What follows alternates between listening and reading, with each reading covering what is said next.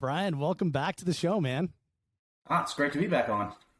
It is wonderful to have you, dude. It has been it's been a long time since we've had you on the show, and it's been a long time since we've seen each other. We were talking pre-show here, and you mentioned Wyoming Governor's Match 2020 was the last time we saw each other. Yeah, that was the last time we saw each other, and it was actually the last time I shot a legitimate like 3-gun match with the rifle, pistol, and shotgun all together. So it's it's been a minute. Yeah, no kidding. Well, what have you been doing then? So my day job for most of 2020 kind of took me away from the ability to like go shoot major matches, and when I was home, I just didn't feel like going to shoot a local 3-gun match.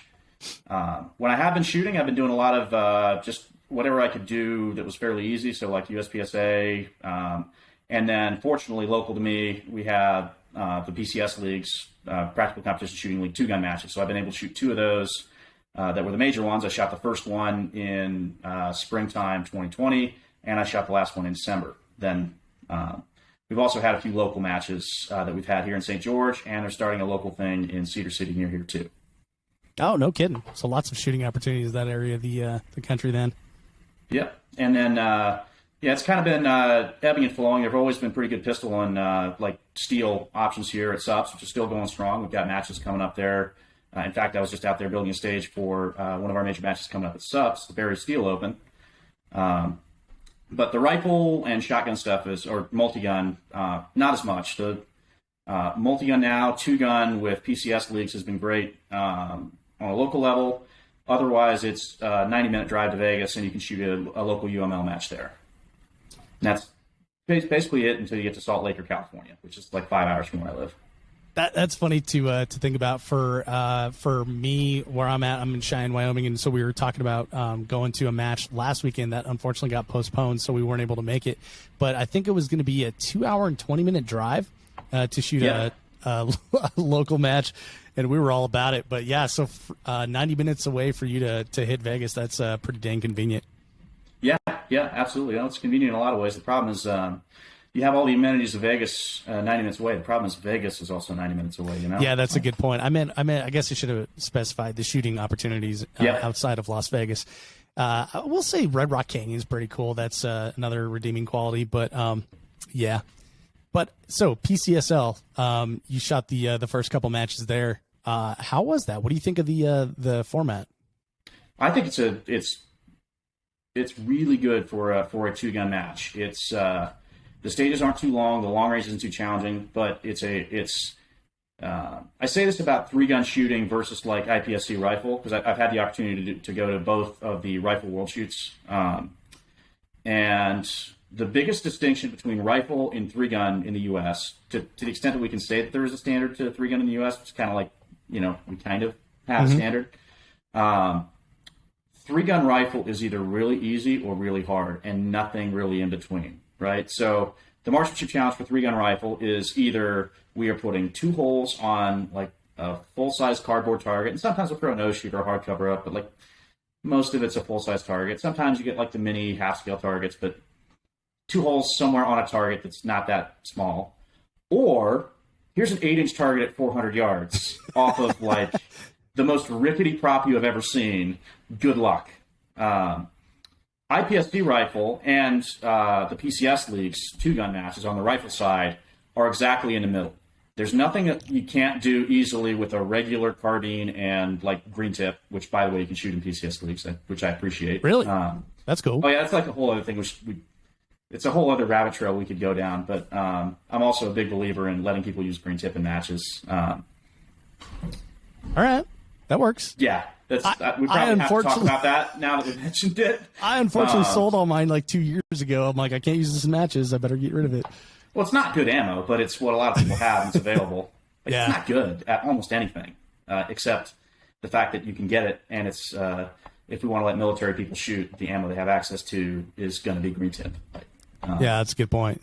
For the vast majority of them. But anyway, yeah, there's nothing there that is outside the capability of like just any old AR with green tip.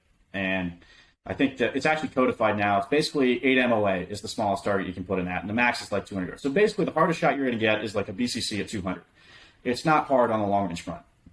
But every shot matters as a marksmanship challenge in that match because it is scored hit factor and scoring is minor. So if you're not familiar with hit factor, I think it's the most refined, best way to balance accuracy with speed as a scoring mechanism. It's what USPSA and IPSC use as their standard. It's just your hit factor is the total amount of points you have divided by time. Another very easy way to express that is how many points you are scoring per second. Typically what we do in 3-gun is just, did you neutralize everything? If yes, you get no penalty. If you fail to neutralize the target, you get a 5-second penalty. If you miss one completely, it's 10 seconds. And those values change at different matches. Like at UML Expedition, they're like basically half value penalties. 3-gun Nation, it was like 2.5 seconds for a fair to neutralize back when that was a thing. So every shot now matters because if you shoot a C-zone hit, you're down 2 points. It's 5 points for an A-zone, 3 points for a C-zone, 1 point for a D-zone, and then a miss is a 10-point penalty. So you can still hit all the targets and come out pretty far behind because you dropped like 30 points on the stage because you shot a bunch of C's and D's that you didn't really, that are not helping you. And the other thing about it is in PCSL, you have comparatively longer stages. They're not like hard as hell stages at one of the 2-gun matches, but they're certainly longer than your normal USPSA stage.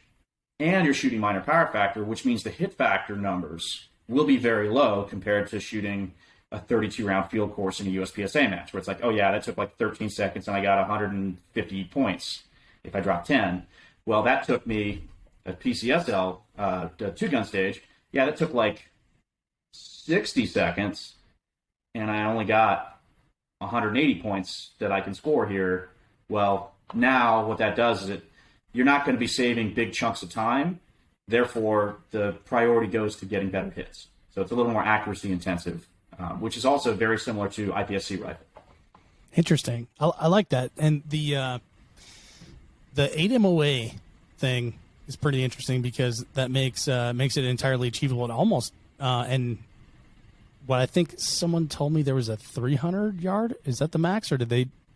I'm not sure exactly. I think 200 was kind of what Max and I had talked about, but either way, at 300 yards, a BCC at 300 is kind of where I would say, based on my personal experience, if you wanted to have a rifle match where you have distance, but you wanted environmental factors to not be a huge competitive equity problem, like if you wanted a bunch of USPSA shooters to be satisfied shooting a rifle match that had distance in it, yeah, if we shoot to 300 yards on a BCC, like wind, you have to get up to, I forget how much wind it takes to move a 8x5 bullet off a BCC, but it's a pretty significant amount of wind. Well, and at that point, also, you're not even talking about match ammunition. Like you can use your M193 or the MA55 you're just talking about. Yep. And right now, especially when I was just pricing some $2.17 Hornady super match like that. Yeah. That's a pretty good thing. Yeah, it hurt my soul a little bit today. I shot, I was zeroing my backup gun for Multi-Gun Nationals. I am shooting that next month. And that's kind of like, oh yeah, there's targets 350 yards. I don't really know how big they are. I don't know how good the other ammo I have shoots. So I zeroed my gun with some Mark 262, so Black Hill 77 rematch I have like 250 rounds of that. And zeroing the gun and then checking holds out to like 600, it hurt my soul. It was like, oh God, I can't replace this like at a reasonable price anytime in the next 5 years. Well, it was already expensive, and now it's like... I know, right? That's kind of where I'm looking at right now too. Is like I'm just using the ammo I have and having the fun with it that I can, but not looking to replace it. And shoot, I was looking at this total side note here, but I was looking at 6.5 Creedmoor recently because there's a yeah, I know. Yeah, man. Good luck. Good luck finding it, and then when you can, dude, I found some, but they like limited it to 2 boxes. Like, what am I going to do with 40 rounds? So, but there's a 80 round club match that's just about 90 minutes away over in Laramie, and I really wanted to go shoot it, and I didn't have enough, so I was like, okay, well, Midway has the replacement, the 140 grain Hornady match that I was using, ELDMs or whatever they are, and I got the birthday coupon here for the next 5 days, right? Nice. So I gotta go use it, but they would only let me get 2 boxes. I was like, well, shoot, what am I going to do with that? Yeah, it's I got some 209 shotgun primers from Midway because I load some shotgun stuff, like nothing for matches, and that's like, loading shotgun is one of those things where once you have a shotgun loader, you want to start using it for everything, but it's not really smart to like try to reload your match birdshot. Even Yeah. now, just buy it. Just buy it. Well, if you can find Trust it, me, Winchester, Remington, or Federal are going to do a much better job than I do in my garage. Like, even Remington will loading do a birdshot better job than Brian will. What's that? I said even Remington will do a better job than Brian will. Yeah, exactly. Well, hey, Remington birdshot's actually pretty good. Like that. Yeah, actually, most of it has been pretty good. Sorry, that's also one of those things I get on is like shotgun stuff. There's an unwritten rule about shotgun stuff. The unwritten rule about anything technical about a shotgun is that you're not allowed to actually write it down. That's why we call it the unwritten rule. I like that. It's not really written down in many places how to find buckshot that patterns well, or what makes a slug accurate, or like, hey, what birdshot is like terrible junk. It's written down in some places. Like you can find it in 3-gun talk. The problem is it's still Facebook, and as hard as you'll try to like, that stuff goes away. It's have gone. an expert voice, it gets. Hey, someone who has a lot of expertise, you may not recognize who that is. Like, I'm not sure if most dudes would recognize if Pat Kelly said something on Facebook. Like, people who are in it and are very interested in shotgun and 3-gun stuff, we know that Pat Kelly's a very, very knowledgeable person to listen to. Someone who's just reading a forum goes, yeah, there's another dude who says that, Winchester Universal is not good. And then you'll have like 10 people who are like, yeah, Winchester Universal runs my JM 930 great. Like, you know what? I've shot nearly a box of that, and I've never had a problem. Exactly. Yes. Then you hear people like talk about the round count, and if they're not lying, they tell you something like, "Oh yeah, I've ran through 150 rounds and I've had no problems." I'm like, "Cool, dude. I also ran through 150 rounds on Tuesday morning, and then I did another 150 rounds." Like you're not dealing with a sample size that's relevant here. I had that conversation with my dad recently. He was telling me he had almost 2 boxes of ammo on his Glock 19, and he hadn't cleaned it yet. He's like, "It's still running good," and I'm like, "That's amazing." Yeah, you can run 2 more cases. You can almost run 2 more pallets of ammo through that thing before you clean it. It'll be fine. Yeah, I didn't have the heart to tell him I didn't clean my my Glock 17 that I bought used for like the first 3 years that I owned it. So just kept oiling it. Worked fine. I'll tell you a dirty secret. I'm not even sure if I want to put out there on the internet. Uh-oh. I haven't cleaned my 2011 for like 3 years. You know how many stoppages I've had with that 2011? 0. Yep, goose egg. 0. For those, as we were talking about before the show, for those playing around, playing along just on audio, I just made the 0 sound with my fingers. Yeah, I think I hate, since you confessed as well, the last time I cleaned my 2011 internally and not just like wiped off all the goo that I could get with Q-tips and stuff was 2 years ago. No, it was the 2019 Generation 3 gun, and it was because Dakota said my 2011 was dirty, and I tricked Riley into taking it apart and putting it back together for me. So eventually you can get enough stuff like under the extractor that it stops it from working, but that's also kind of an ammo thing. Like, just don't shoot tight group powder. There you go. Tight group just seems to be dirty, and there's some other ammos that's like that. But yeah. But no, you got to keep your 2011 meticulously cleaned in order for it to work. That's what I heard. Oh, man, it's almost like if you have a 2011 that's built right, it just works. There you go. Anyway. Well, okay, Brian, we got off a little bit of an ammo tangent there. We're going to talk a little bit more about PCSL coming up here, but I got to ask. This has been on like everyone's radar, and for some reason, like a lot of people have been asking me, like, what happened to subs? What happened to TPC? We all know that the last Hard as Hell, which was that 2018? Is that right? Yep, 2018. Yeah. I'm actually wearing the shirt for it now. So yeah, I saw that's that. how I remember when we changed the shirt design in 2018. I remember because they were also short sleeve shirts in December, and I had to wear one at awards. Well, so and I wore it without a jacket out of protest because DJ Petro had the shirts made, and he forgot the long-standing tradition that Hard as Hell shirts would be long sleeve because it was December. He's from Tennessee. He doesn't know what cold weather is. I mean, to be fair, it doesn't usually get very cold out here in December either. It's not exactly Cheyenne.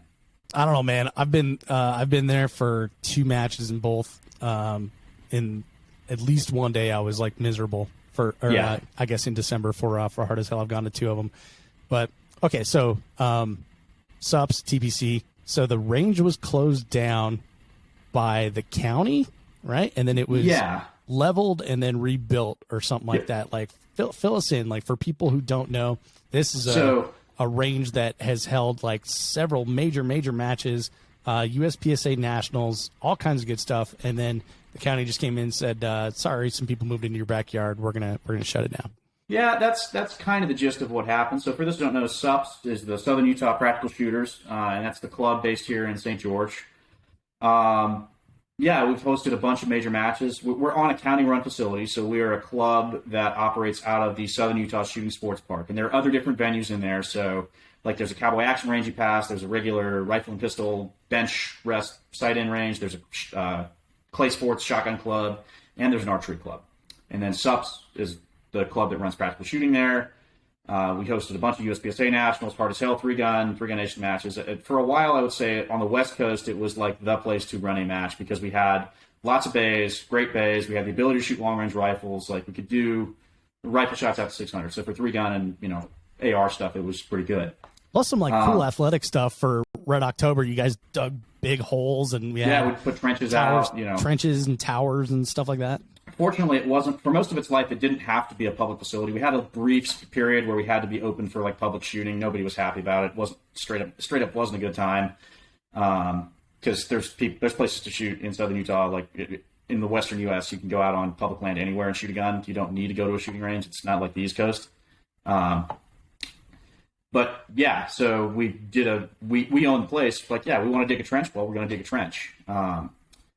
Now, there were issues with a subdivision that was on the other side of a pretty large hill from SUPS. It's basically a cliffside, and then over that cliff is a subdivision. Now, in fairness, a lot of people think that what happened is we built a range, and we've had a range there since 1952, and then some people decided to put their houses next to a shooting range. And that's actually not really what happened. Houses were actually there first, before the shooting range was built. And I think that was in 2006 was when that whole facility was built.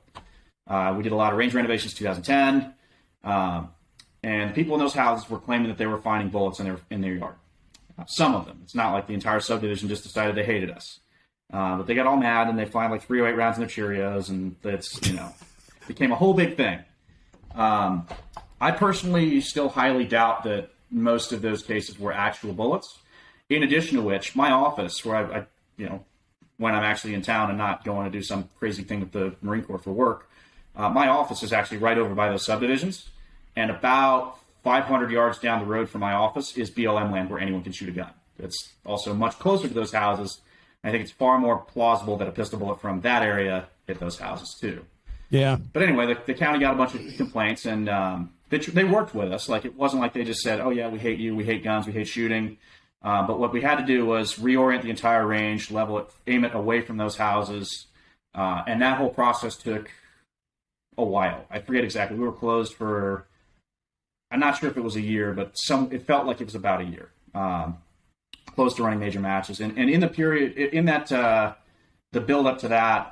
Matches kind of suffered a little bit, so we couldn't shoot outside of prepared bays anymore. So the natural terrain stuff we used to do, the jungle runs, first it was you can't shoot solid projectiles like slugs, pistol, rifle in natural terrain. Then you just couldn't shoot at all outside of the bay, which also meant we couldn't shoot at the long range because we weren't shooting in bays. We had natural terrain when hills outside of the range. That got shut down. So the last hard as hell in 2018, I was really worried that we weren't going to be able to do a good job with it. Because the longest rifle shot in Hard as Hell 2018 was 100 yards. If you remember back, I think you shot that one, right? Oh yeah, I did. And I did want to say that particular match was still fun as hell, even though we didn't have long range. The marksmanship challenges with the rifle were done well and well enough to be frustrating. So yep. Yeah, it was good. But yeah, so now it's 2022. So later in 2021, the facility reopened, and unfortunately, the way it was redesigned does not really make it a good fit for most rifle events. So you can still do a good shotgun match in it. You can still do good pistol matches. The bays are a little bit, compared to what we had previously, the bays are a little bit disappointing because they are narrower. What happened was, people get sunburnt about a subject, right? And they're real sensitive about it. Yeah. Therefore, when the county rebuilds the facility, they're real sensitive about bullets going over berms and hitting houses. Whether that's real or not, they're sensitive about it. So we got 30-foot berms, which means the sun doesn't rise on the bays until 10 a.m. That's probably a little bit of an exaggeration, but yeah, that's gonna be a little cold, buddy. Yeah. But when you build a berm that's 30 foot high, well, you got to stack 30 feet of dirt, which means, instead of the pile of dirt being this big, the pile of dirt becomes much wider. Yeah. And you lose a lot of the floors of the bay. So you no longer have a narrow and deep bay. We lost legitimately, I think we end up losing in total 5 yards per bay just to berm height or berm width. Yeah, that makes sense. Because doesn't it have to be the base? Doesn't the base have to be equal to the height? Isn't that right? Dude, the last thing I graduated was 6th grade, so you're way over my head at this point. Well, let me just say, these are 30-foot berms. I'll cover for you on that one. These are 30-foot berms, and I just went to Google and popped in the terrain. It's about 250 feet of cliff that you guys were shooting into. Yep. So now you're shooting into 30-foot berms instead of 250 foot of cliff. Yeah. Crazy. Much safer. The county we didn't have to pay for the dirt work, so that was cool. Yeah, that's a good thing.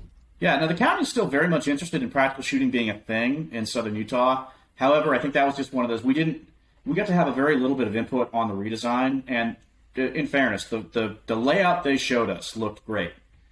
Right? It's just when you say, oh yeah, and then there's 30-foot berms, there's a bunch of bays. We got there's some 200, 300-yard rifle bays that were in the plan.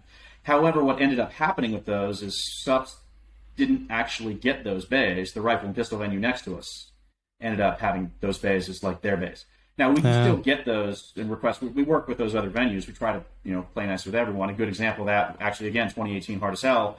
I didn't know any of this chromatic throwers that we used, but our shotgun venue, again, we all try to work. We're all trying to do the same thing. So, fortunately, it's one of those places which is a little bit rare in shooting sports where everyone kind of just gets along and is trying to help each other. That's great. The rifle and pistol venue, if we needed to use those bays for something, we can request them and get them. But yeah, the layout of those of the range looked awesome until you put 30-foot berms in there, and now the bay size is a little bit disappointing. But you can still do a very good pistol, and you can still do a very good shotgun match. And actually, what we're doing now, I haven't been able to shoot one yet because I've been traveling. But we actually added on the 4th Sunday of the month an IPSC mini rifle match, so 22 rifles. Oh, cool. Yeah, which is one of those yes, this seems very obvious that we should do this because you can still get 22 now. Yeah, it's not as easy or as available as it has been, but it's not like right after Sandy Hook when 22 just went away for 2 years. Yeah. And dude, it was 5 years. I got to clarify on that. It wasn't sure. 2 years. Yeah. At SUPS, we were in the middle of running a ladies training clinic program, so we just bought a couple pallets of 22. And then that program ended up kind of going away. We still had all the ammo, so I haven't had to. And when I say SUPS bought it, that was the Nelson family bought it, and then provided it for that training program. But I haven't had to buy 22 ammo for a very long time. Yeah, I got pretty lucky, or not pretty lucky, but I had some foresight when I lived in Texas, so that was 2019. I looked around, and I was like, holy crap. 22 is down to 3.5 cents a round. Yep. And I bought absolutely as much as Palmetto State Armory would ship me. And if someone needs 22 and they're just getting into all this and oh yeah, I could kind of find a brick of Remington Thunderbolt, which is, if you're listening to this and you're considering buying that ammunition, don't. I think that may be the worst 22 ammo. It may be the worst. That's the worst 22 ammo you can find. But yeah, it's not good. That doesn't work in your M&P 15. It's not a big deal for me to say, yeah, dude, here's 200 rounds of mini mag to shoot the match. If you want to get me back for it, sure, give me $12 or whatever. I don't even remember what it I will say, surprisingly, here in Cheyenne, so you've been at this whole 2020 panic and 2021, you've been able to get 17 HMR the whole time, but there's probably only been 3 months where there was no 22, and 22 was one of the first things to come back on the shelf at the local Sportsman's and Murdoch's. And dude, that blew me away. That surprised me, especially after what we dealt with in 2012 and not being able to buy it until 17. So yeah, it's been pretty good. All right, so SUPS, the range layout's much different. So are you guys going to be doing any big USPSA type matches there? Because you have I'm looking at the aerial and I can't get a sense of how big it is, but there's a ton of bays. So yeah, that to me lends itself to a great pistol match. Yeah, not all those bays are ours. Like I said, some of them went to the Red Cliffs Rifle and Pistol venue. But again, if we need them for a major event, we can get them, which is very nice. Yeah, we actually have they run a level 2, I think it is, USPSA match. Again, I was traveling, I wasn't able to shoot it. The Barry's manufacturing, Barry's Bullets, they sponsor a lot of things around here. They're local. They also sponsor me, and they do great pistol bullets. The Barry's Red Rock Rumble was a level 2 USPSA match. I got home on the very last day of it, and I went out to see what it looked like and say hi to everyone. It's a very good. It's not massive. It's not nationals, but it's just a very good, satisfying match to go and shoot. And then what's coming up here real quick, second week in April, is the Barry's Steel Open. It's not USPSA, it's not sanctioned, but what I tell people about the Barry's Steel Open, that match has been on like a 2-year hiatus now, I think. The only match I would not skip to shoot the Barry's Steel Open is like a world shoot. That match is crazy fun. It's pistol or PCC. Your standard pistol divisions, like kind of USPSA inspired. You can read the rule book. It's on a practice score page. I think it's full. They might have some main match slots available from dropouts. It's a combination of 3 types of steel shooting. So you have static steel stages, which are, we used to call those contest of steel or a metallic challenge. If you kind of know what I mean, you're shooting maybe 5 steel plates and 5 strings, but they're not official steel challenge stages. It's just inspired by that format. You shoot dynamic field course stages, so just imagine a full pistol USPSA stage. It's just nothing but steel targets, and you shoot static steel, you shoot falling steel, but like 30, 40 round stages that are all steel. And then you have, we call them scramble stages, which are a par time, and you've got, depends on the stage, you've got 30 seconds, there's 60 targets out there, get as many of them over as you can. If you rotate a spinner all the way, that's worth 10 points. If you hit this big 14-inch plate, that's worth 1 point, and you shoot these little pigs and chickens, they're worth like 5 points. Oh, dude, that sounds like fun. It's I'm really looking forward to that match. I'm shooting it twice, and that's going to put a big dent in my 9mm supply, and I don't care. Yeah, so that's April 7th through the 10th. It looks like there are a couple spots open if people are interested in that. Coming out and shooting with Brian. Yeah, and you should definitely go shoot it. It's fun. I actually Scoring Tech, which is the parent company of Practice Score, we actually did sponsor a stage, and so I actually spent yesterday out there building it, which was basically our sponsorship. Is we build it and we'll staff it. Nice.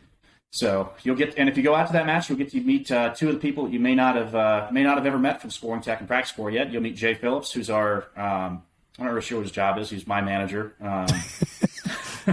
So whatever that means. And then you'll meet Benjamin Stewart, who is our marketing. He does some of the UI work for our military program, and he's also the owner of Run and Gun Industries, Run and Gun Apparel. So yeah, I met Ben. I know Ben. Ben's a good dude. Yeah, Ben's awesome. But you'll get to meet them. And fortunately, part of my deal was, yes, I'll build the Barry stage, but I'm not going to be an RO because I want to shoot the staff match in limited and the main match in PCC. Nice. Well, that'll be fun. Like I said, and that's a lot of 9mm. Well, so I guess the next, so that's what's going on with us up. Still back in action, matches happening. Yep. And I guess the next biggest question I get a lot of times is TPC. So what's going on with the Tactical Performance Center? And this is interesting because we're having this interview right now, and Facebook just popped up a memory of the very first time I went to TPC. And I took a 3-gun class from you and Andy Peterson and Craig Outson. Just a fantastic weekend. So that was a really cool memory. Yeah. So TPC was co-owned between my dad Ken Nelson and Ron Avery, who wrote most of the doctrine and was the driver behind a lot of the system that I use for teaching people to shoot now and the way that I shoot now. He was one of the most influential people. He was the most influential person I've ever worked with on marksmanship stuff and how I shoot and how I teach people to shoot. Ron unfortunately passed away a couple of years ago. And when he passed, we had a few other irons in the fire with the software company. It wasn't something we were as interested in continuing, but we wanted to make sure that it stayed around because, you'd been through a TPC class. We've had a lot of people go through our courses, and it's obviously something that we think needed to stay around. So yeah, for sure. One of our lead instructors is a fellow named Rosson. He's Bulgarian originally. He's moved to the U.S. and lives in St. George. Very good friend of mine. Super great instructor. He was actually interested in buying the company out, and so we sold Tactical Performance Center to Rosson. He's been running classes since 2019. He's doing a great job with it, and I still help with TPC whenever he needs it. If he has a class that needs extra instructors, I'll help them with that. And then in addition to things that I am particularly kind of good at, or like what I wrote for TPC, if it has to do with rifle or shotgun, I'll generally help with that as well, especially for military units, which is where most of the demand for like rifle courses seems to come from. Well, fantastic. Yeah, Rosson's another good dude. So great to hear that he's carrying on. He's awesome. I love hanging out with him, and he's also been very helpful. Like, he doesn't really shoot 3-gun. He hasn't had the opportunity to do a lot of rifle stuff, but he was always there helping with Red October or Hard as Hell as an RO. Yeah, Mad Bulgarian Shoot House. Exactly. Yes, the Mad Bulgarian Shoot House. Yeah, that was the first time I met him. I'm like, this guy's cool. And all right, man. Yeah, exactly. Yeah, we actually got to stay at the TPC house for one of the Red October matches and spent a lot of time talking with Rosson. Super interesting dude. Very squared away. He's like, all right, I'm gonna get ready for bed, and then when you hear click click click click, he's dry firing. And you're like, holy crap! Most people just brush their teeth, man. But yeah, squared away dude. That's very cool to hear that he's carrying on that tradition.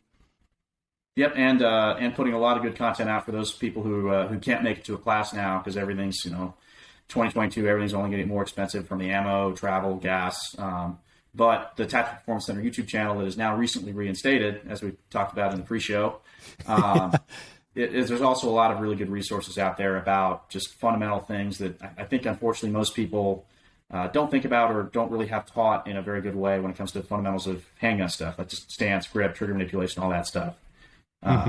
So if you're interested in the pistol stuff from TPC, I'm on some of that stuff. There's still some content with Ron, some content with my dad, I think, still on there, and then Rosson as well. It's all really, well, I think it's really good, but I'm biased because I was involved in it. So, well, that's one great thing about TPC and the way, and unfortunately, I never got to take a class from Ron. I wish I had, but the way that the TPC is run and the classes are taught.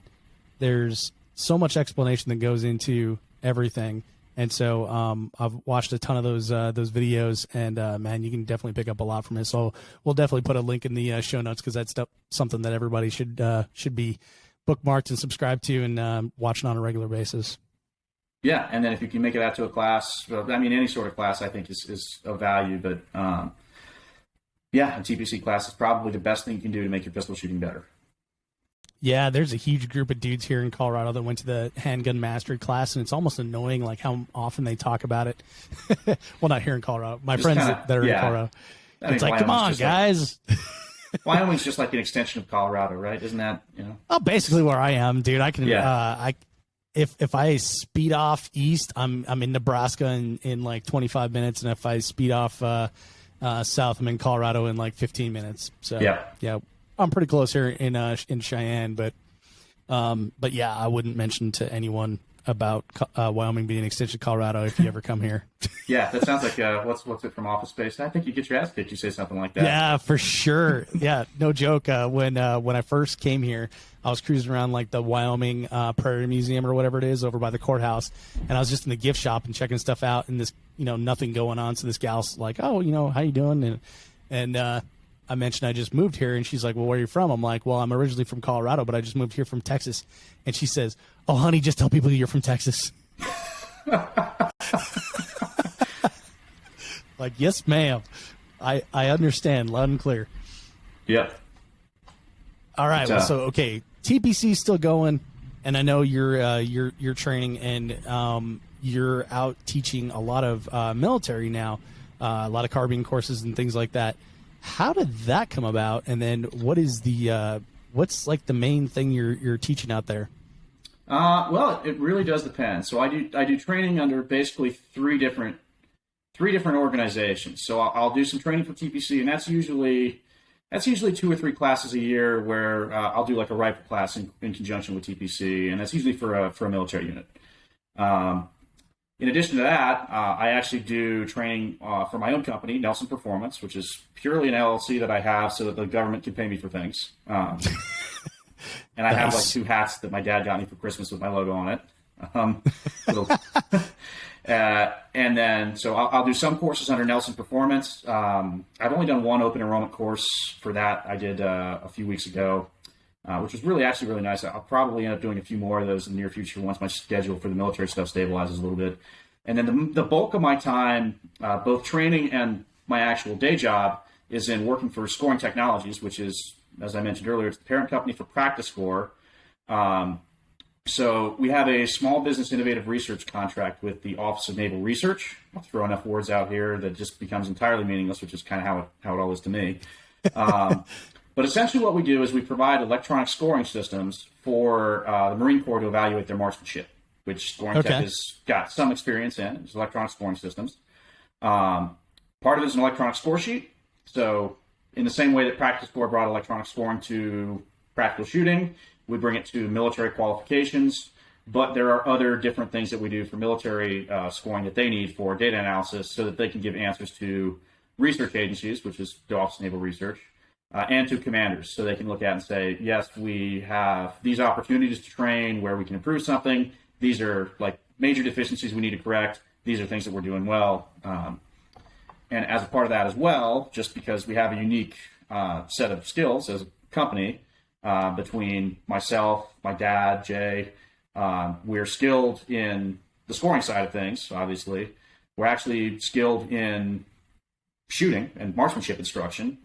I am actually something of a decent shooter and an okay instructor, I think.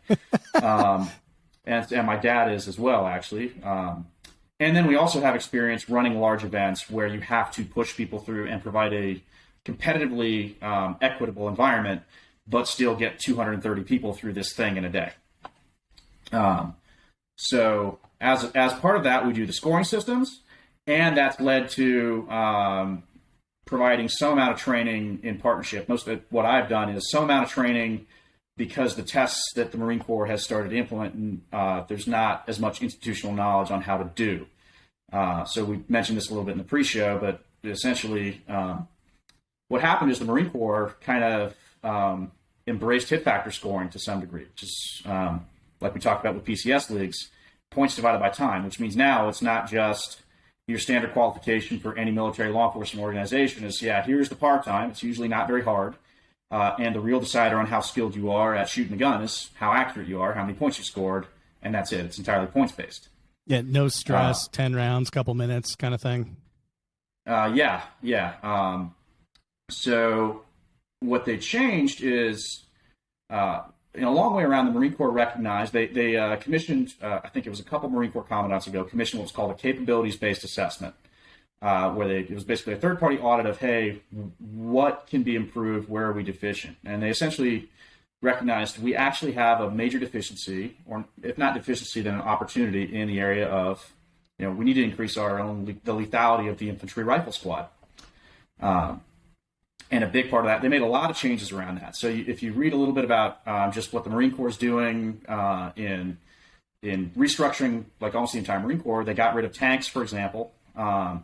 They cut their artillery back significantly. They made changes to how they handle military policing.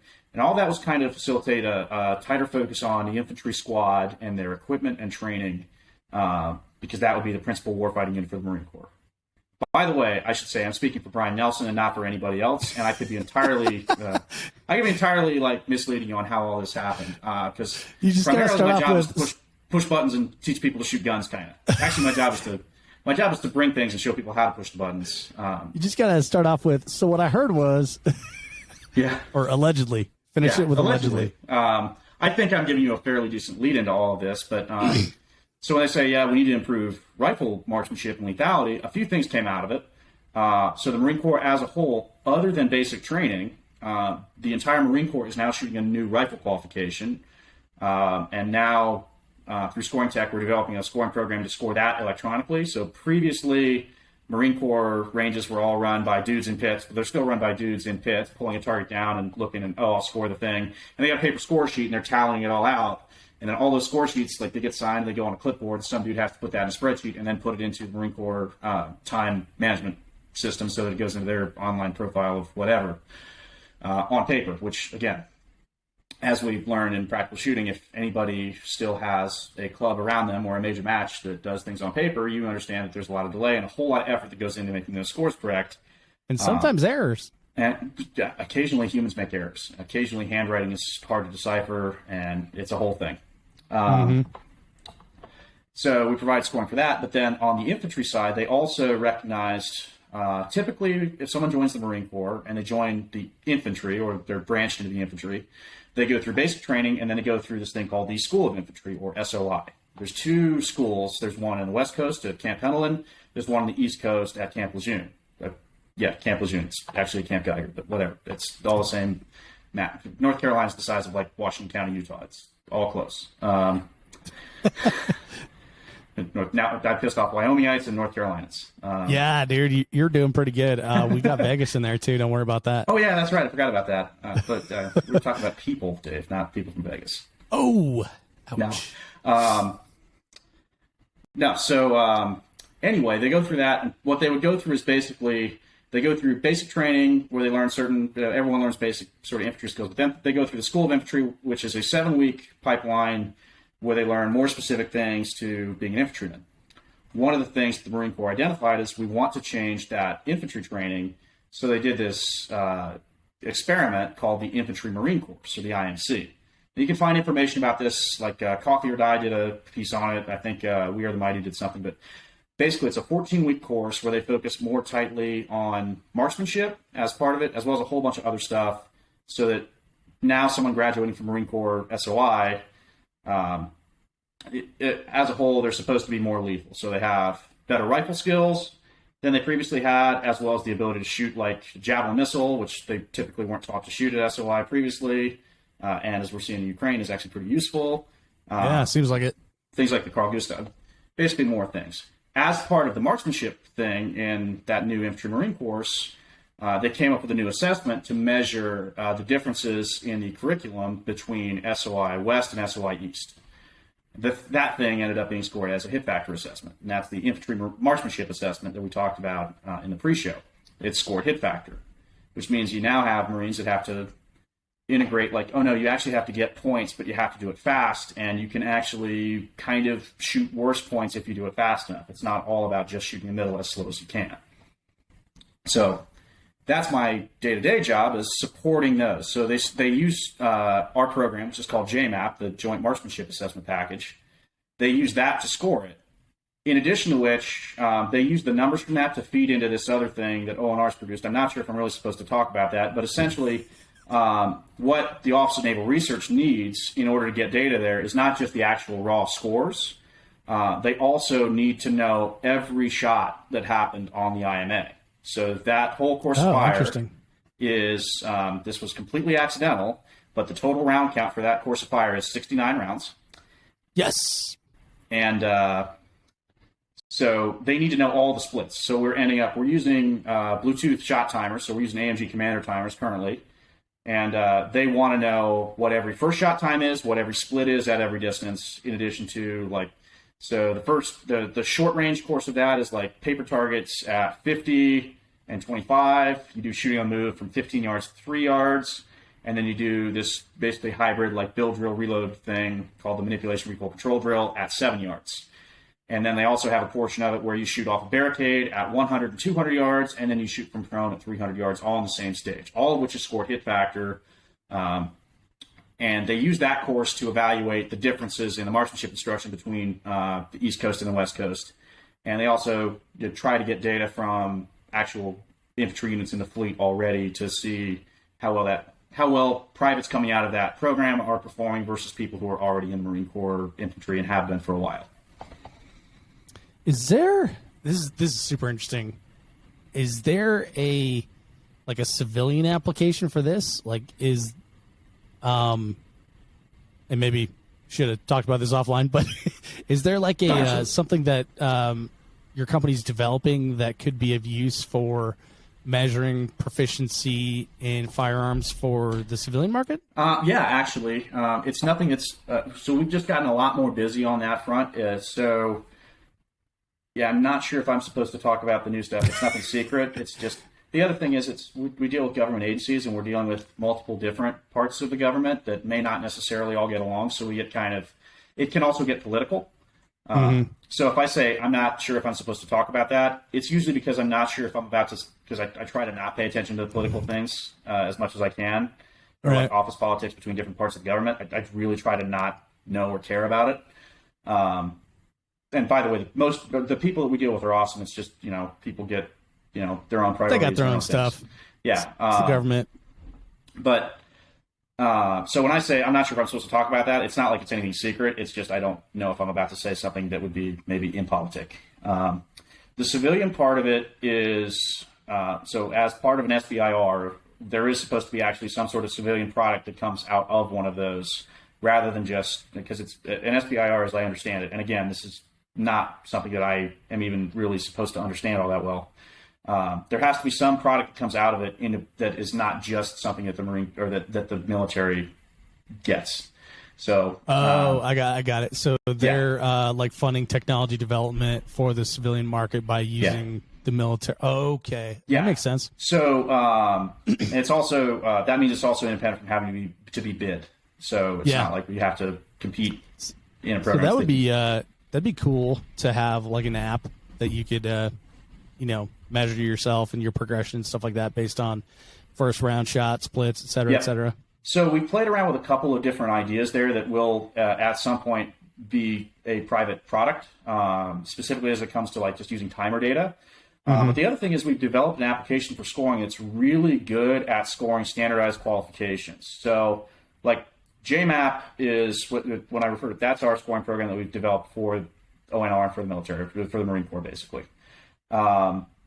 Practice score is we're all familiar with it for scoring matches and things like that. Most people I think are familiar with it for checking their scores and registering, and I'm not even sure if most people realize like you can just straight up download practice score from the App Store and just use it for like practice and stuff if you really wanted to. It's not structured to do that very well because it's specifically for running matches, and we try to do the best job of administering a match as we could. That's who the product is for.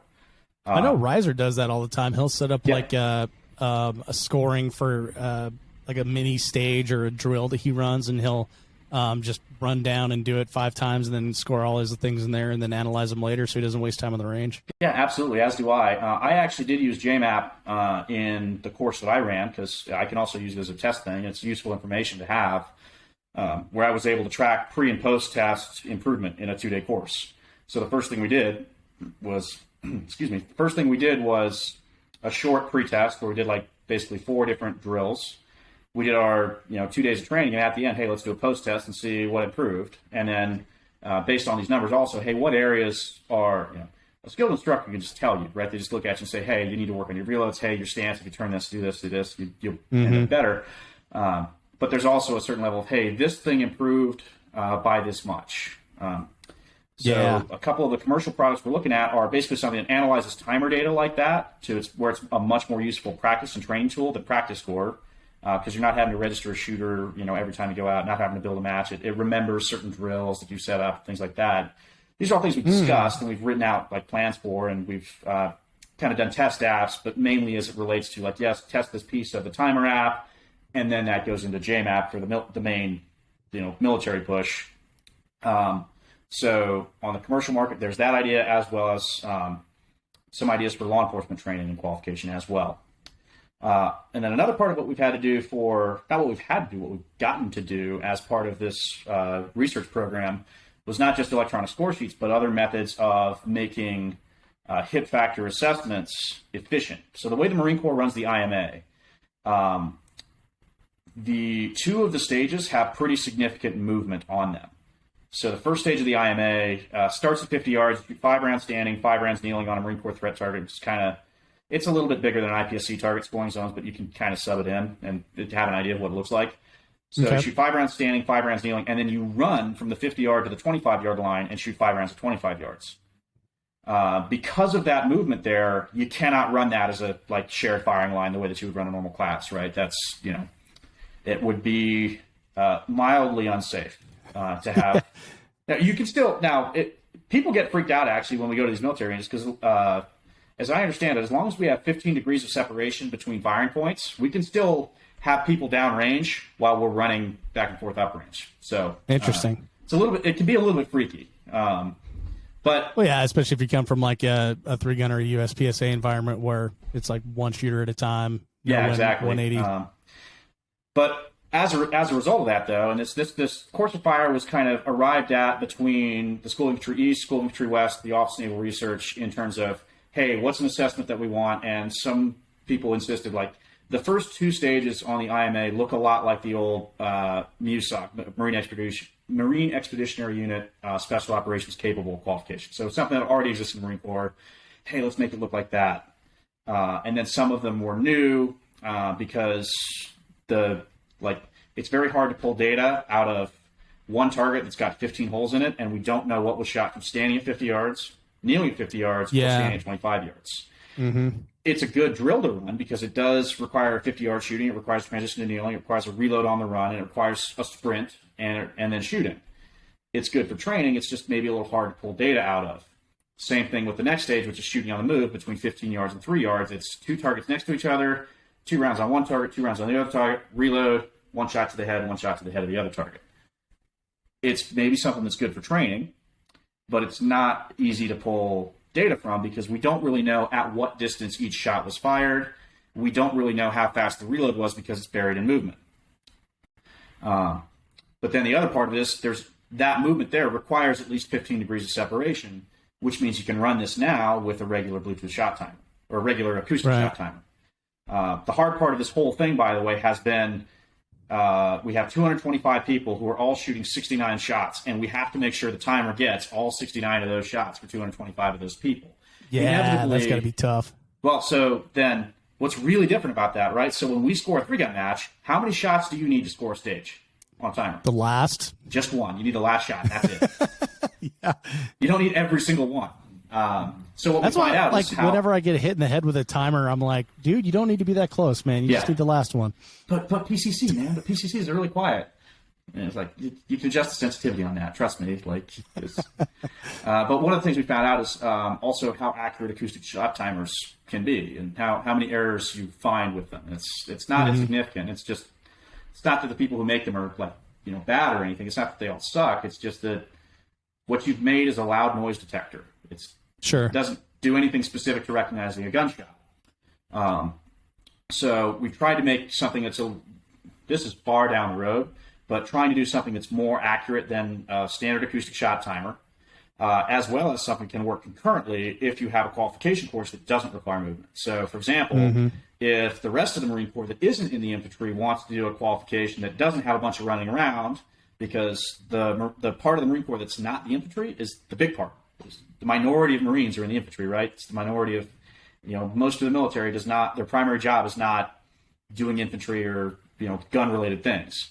Yeah. But they want to do an assessment that's hit factor, or if they wanted to, they could not do it efficiently in bulk for 225 people all standing next to each other. That's why we have qualifications for law enforcement military the way that we do.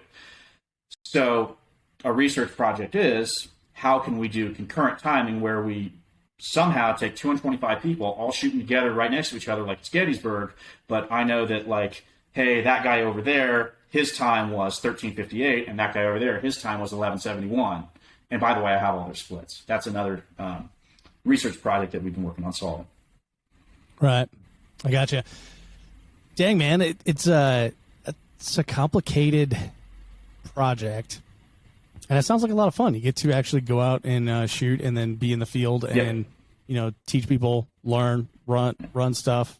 It sounds like a good time, man. It's been really cool. I'm very, very happy to be able to do what I do. And then another awesome opportunity as part of it. So that's setting up a lot of context to answer your original question 15 minutes ago so you're training a lot of military dudes. What have you been doing?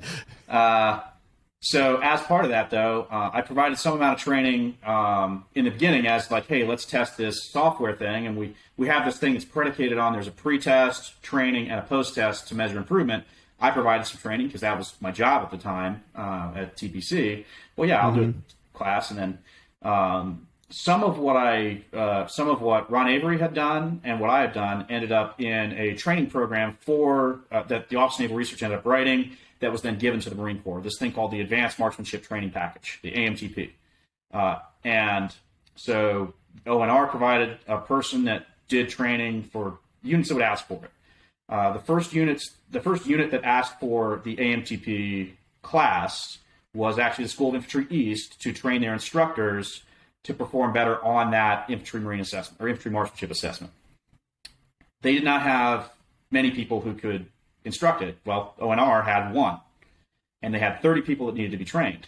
So I was actually offered the opportunity to be an assistant instructor for that course, and I've now done that, I think, 5 or 6 times. In fact, last week I was in Quantico, Virginia, and we did some training for what will eventually become a Marine Corps team that will teach this class to other Marines. Nice. So that's what, in fact, I'm going back there on Friday to continue that training. So nice. That's actually been really, really cool. I've really, at times it can be a little bit frustrating because you're dealing with Marine Corps range control. And so they have certain things that we would look at and say, like, this is crazy and like totally unsafe. And that's completely okay. And then things that we don't even think about are like the end of the world and completely unsafe. And you can't do that. It's like, for example, on one range, I was told that we could not use metal target stands because we had not put in a special range request to shoot steel. I mean, that makes sense. Yeah, exactly. It's safety, right? So we have to use wooden target stands. Like, just these things that are like, I didn't have the heart to tell them that we were still using metal staples in the target sticks. But if I really wanted to go home, I probably could have been like, hey, I just want to let you know, staples are metal too. But that's like small things. On the whole, it's really cool. The other thing that's cool is getting to shoot with night vision as part of that. I get to use someone else's really expensive night vision goggles to shoot at night. That's fun. Dude, using anybody else's gear to do cool shit is always fun, man. Yep. Well, okay, so that sounds like a lot, Brian. And in the middle of all that, last week you text me, and I got one of the coolest texts I've gotten in a long time. FYI, Hard as Hell 3-Gun 2022 in St. George. Registration to open up soon. It's back, everybody. It's back after, what, a 3-year hiatus? 4-year hiatus? 4 years. 2018 was the last one. So that breaks my heart. And gosh, every time like those memories pop up on Facebook, and we got videos and cool pictures and stuff like that, squad photos and stuff, the big trenches and things like that. It just breaks my heart. Yeah, want to go to it. It was a nice cap on the year, so I'm pumped to hear that it's back. But Brian, in the last few years, man, there's been a lot of change. We've got a lot of new listeners on the show here, so let's paint a picture. Like, how would you describe Hard as Hell to someone who has no context, never heard of it before? So everything in this match, as a 3-gun match, has been designed to provide the highest level of challenge in shooting a rifle, a pistol, and a shotgun, to include challenges for the shooter. The typical stage time is in the hundreds of seconds. Yes. The round counts are high. The minimum round counts will be high or on the high side, but the targets will be so difficult as well that you're going to shoot a lot of extra ammo because I don't care how accurate your gun shoots. I know that it's a realistic challenge to say that you might have to shoot a thing with a rifle that is 8 inches at 500 yards. You need to figure out how to make that happen. I don't care how hard it is to shoot a spinner at 200 yards with your rifle. I don't care that you don't know how well your slugs shoot at 200 yards. The general philosophy is, I know that this thing is a realistic challenge to some degree. I know that it is, we can expect the guns to meet that challenge to some degree with the right ammunition and the right preparatory work. It will go into the match. In addition to which, I think that part of a shooting challenge is shooters should have to be able to perform when they are physically degraded. They are tired. They're smoked. They've just had to crawl through the mud and the dirt, and it's cold. And that is just as much a part of marksmanship as it is placing a bullet exactly where it needs to go in ideal conditions. So Hard as Hell, I would say, is at its whole, it's designed with that as the philosophy. But then beyond that, I don't want to just make it all suck. I want to make it like fun, but it sucks, but it's fun. Well, it sucks. It's type 2 fun. Yeah, it's type 2 fun. Some of it, I would say, some of it can be type 1. Like some of the stuff, I think we did get to do it in the 2-gun match. We have had a Hard as Hell 2-gun match as well. A couple, I think we've had 3 of them. I did run one last year in February. So actually, it's been over a year now since that. Some of the things that were in that match, I look at as like that. No, that's fun while you're doing it. I don't think we're going to be able to do it for the 3-gun, but like we had a Marathon Targets robotic, like semi-autonomous, like one generation before the Arnold Schwarzenegger Terminator robot target as a mover. That was pretty fun. So some of it will certainly be type 1 fun, like you'll be shooting and you'll be grinning the whole time. And then other parts of it, you're going to be at the end of the stage, like everything's kind of gray. I don't know why that part of me hurts. And I ran out of ammo shooting at that target, and I'm really like kind of emotionally in pain because I did not think that I would fail at that. But then, an hour later, you're going to like, yeah, that's cool. Your total time on the clock, for some people, your total time spent on the clock in that match may exceed the combined total time that you've had in every other match of the year. That is a fact. The last match, the 2018 match, was so much fun. But I do remember it being cold, and I remember being muddy as well. And there was some fun shenanigans from the mud, different things you.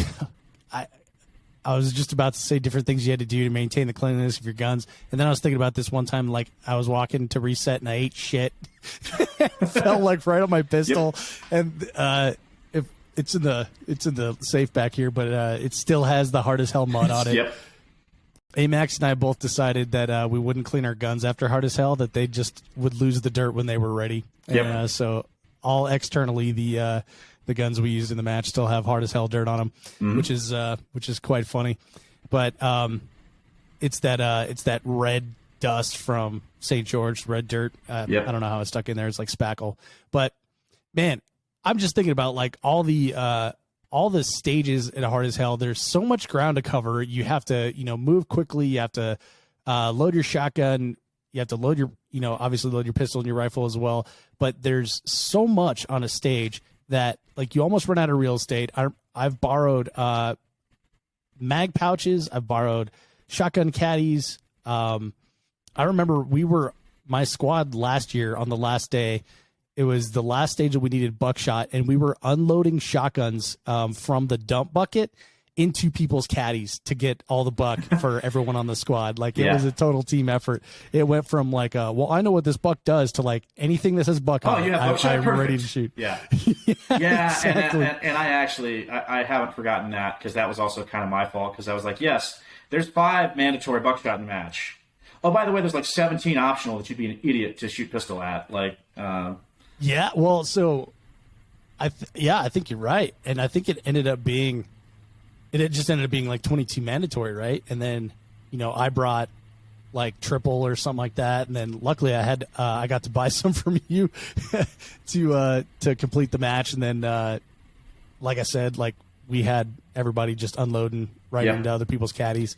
And it was, I don't even know if the last guy on the squad had enough. I think we might've just had enough for, it's like, okay, take your time, get your hits, don't miss. Makeup shots cost everybody here, so don't be a blue falcon. it's a team match at this point. Like, you made a makeup shot with buckshot? Well, I hope you like getting the beat out of you at the hotel tonight. Yeah.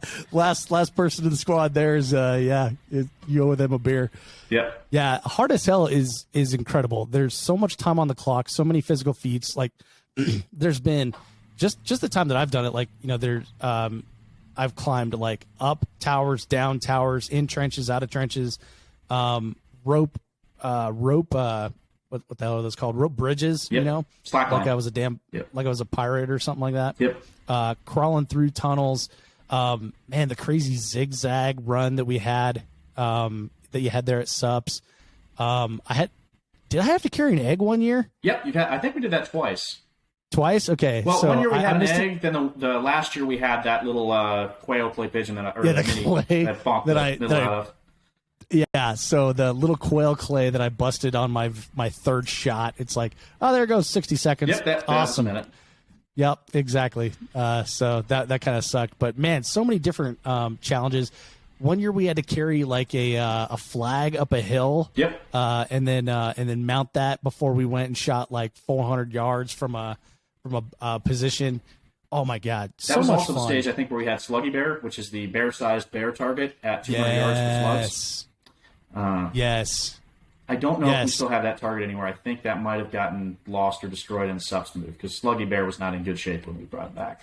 Damn it. I remember after 2018 thinking like I want to get revenge on Sluggy Bear and never getting my chance because I wasn't holding enough bears high. You have to hold two bears higher than you think you need to hold. The best part of that one in 2018 was for the sake of efficiency, because that match also, that stage specifically got off to a rough start in 2018. And the stages take a long time. So one thing I also do try to prime people on with Hard to Sell is I will do everything that I can to make it run efficiently and effectively, like with the scheduling. But bear in mind, like, the stages are a 5-minute par time. There's a lot of time spent with people actually just shooting, in addition to the reset, which we again try to minimize and make it so it can happen behind the shooter. But like sometimes things take a minute, and so that one got off to a delay. And then what ended up happening there is, just for efficiency's sake, the actual RO that like clears you out and does all the stuff, he actually was behind a berm. It was Tom Bush.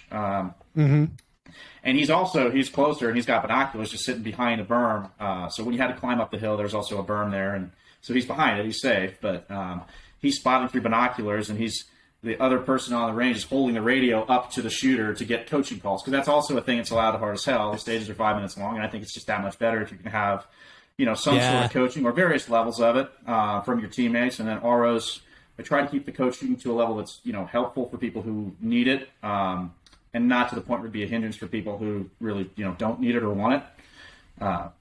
But anyway, it's like Maddie Killian was the other RO on that stage, and she's just holding a radio up to the shooter who's shooting slugs at 200 yards. You just hear, invariably, some variation of way the F low. Like, you need to aim up. You need to aim up more. Aim upper. Like, because low recoil slug at a 200-yard target has all of the drop.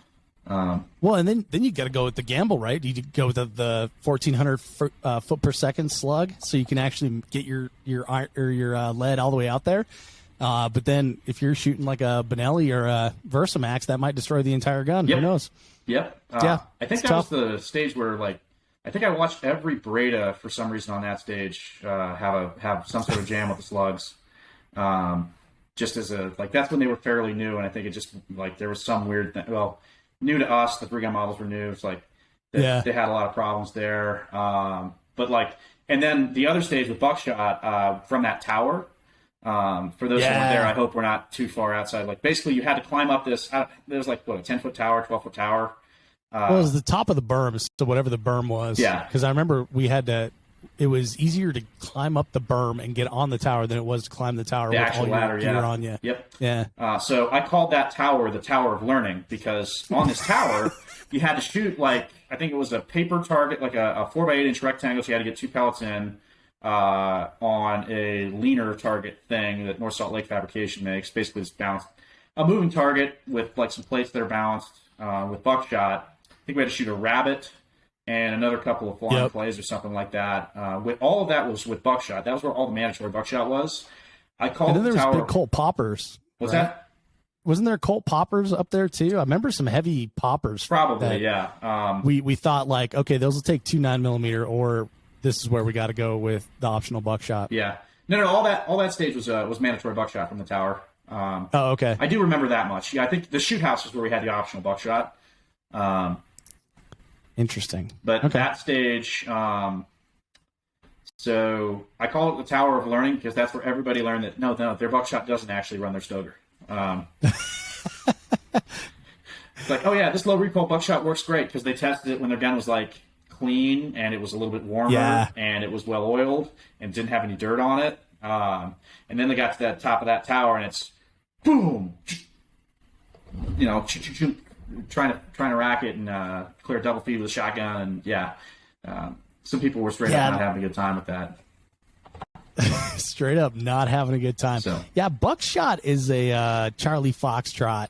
They don't make competition buckshot, or at least not that I've seen. So, and a lot of the stuff that I've seen, it just has junk and cosmoline on the outside or whatever. Yeah. So once again, the unwritten rule about anything shotgun related or technical is that you are not allowed to write anything down, because there are very few places where I found it written down. What is a desirable thing for buckshot?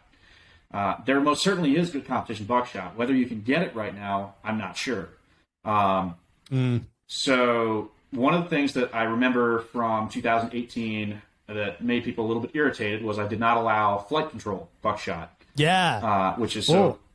I gotta say, that was the rules, but the match allowed flight control.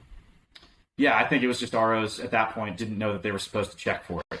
Yeah, I think that's what it was. Because, I found some flight control watts. Now, at that point, I was still learning a little bit about buckshot. And it's also one thing about this match is that, not to sound like I'm not humble or anything, but the match directors for Hard as Hell, myself and Max, are both very skilled and very knowledgeable about what your gun can and can't do, probably more so than most of the competitors. However, one thing I did say is, there's no flight control buckshot for a couple of reasons that I think were legitimate, but are no longer necessary with what I know now about buckshot stuff. So, buckshot, Hard as Hell 2022, yes, you can use flight control. However, that's also because I've learned that flight control buckshot out of most of our shotguns is not performing any better than regular buckshot. Flight control buckshot performs very well out of cylinder bored, non-choked guns. And that's really what flight control buckshot is for. Even when I take my Benelli and I run it with no choke at all, I run it with a cylinder choke or just threads, flight control buck routinely patterns much, much worse out of that gun than it does out of my 870 Police with a cylinder 18-inch barrel. Like, no choke. Interesting. It's like black magic out of that gun. With a choke. Can we change guns during the match? What's that? Can we change guns during the match? Sure. You're not going to find it. That's not going to be a better option. If you want. Your pump 870? Yeah. Well, I think there was one dude in 2018 that was bringing an 870 with a rifle barrel for Sabbath slugs for the Sluggy Bear stage. Oh, God. I don't think it worked for him. No. I did find Sabbats. When you go down range to Sluggy Bear, when we were cleaning it up, I did find like Sabbats or sabots, if you're French and weird, which I did find those like on the way to the target. I'm like, I wonder if someone had a rifle barrel or if they really just didn't understand how these slugs work. Because to shoot a Sabbat slug, you need to have a rifled shotgun barrel. If you put a Sabbat slug in your normal barrel, it's not going to spin. And it's like a mortar, right? It's musket, yeah. It's a musket. Yeah, it's not. It's the bullet's just doing this through the air because it's usually like a 50 caliber pistol, like a 500 Smith & Wesson Magnum bullet. And the Sabbat grips the rifling. And, yeah. Anyway, so with buckshot, competition buckshot, one of the things that I learned, and it helped me a lot at the Shotgun World shoot in 2018, 8-pellet Remington managed recoil buckshot performs very well out of choked guns. Generally, if you use 8-pellet double-aught buck that is buffered, you can get usable patterns and hit just about anything you need to out to 50 yards. So, you heard it here first. If you can find any of that, great. I load some of my own for practice. And honestly, none of the challenges that we're going to have at Hard as Hell are really going to require that level of it. But one of the things... You say that every year. You say that every year, man. Every year. Bear in mind, Hard as Hell is also the type of match where nobody performs... the best thing I can say about a Hard as Hell match is nobody accomplished everything. Everything was accomplished by somebody. I gotta say that the first year that I shot Hard as Hell, I had shot like a really heavy major match season, and I was kind of getting to the point where I was like super tired. And me and Kevin Travis decided look, we're just gonna have fun. We're gonna go. We're gonna have fun. And I shot like a really good match, and we had so much flipping fun. We had an entire squad of people we shot club matches with in Colorado. And bunch of friends and things like that, and that is honestly the way to do it. Absolutely, yeah. Don't pick your best shooting buddies. Pick your buddies that love to have a good time and go to this match. And load up the truck because diesel's friggin' expensive right now. For God's sake. Yeah, I know. I drove to Virginia in an F-350 right when all this Ukraine stuff started. It was not a good time. Well, we can thank Putin for that one, right? Yeah, exactly. You know what? I'll blame him for the last $1 of the $3 a gallon increase that we had. I agree. You're generous. You're generous. Well, Brian, I gotta say, man, I'm friggin' pumped that that Hard as Hell is back. So when is the match? It is the first weekend of December, so I'm really bad about getting calendar dates wrong. It's the first Friday, Saturday, and Sunday. I believe that is the second, third, and fourth, but just because I am so bad about this, I'm actually going to open up a calendar here because people will, for whatever reason, assume that the main match is starts on Wednesday, which is not how things so that work. That is the second, third, and fourth, the first weekend in December, second, third, and fourth. Yep. Now, for people who haven't shot it before, what do you pack? Like everything. This is not a flying match. Bring everything. Yeah, it's a flying match if you have a buddy with a truck who's driving out, and you can give him your stuff, and then you can fly. Now, one of the things that is a little bit different about it. It's a little more reasonable to do if you fly there, if you have a rifle that you know is accurate and you know the holds with the right ammunition out to 650 yards. That's probably going to be about the longest rifle shot, is 650 yards. If you know, this buckshot patterns well. And again, there's only like 10 rounds of mandatory buckshot, and I'm pretty sure I'm not going to have any optional. Bring 40. Bring 40. I generally like to say a good policy for most matches, if you take the round count that's published, that's the minimum round count, that if you hit everything with first shot on steel, 2 rounds per paper, that's the minimum round count, add another third. For hard as hell, double that.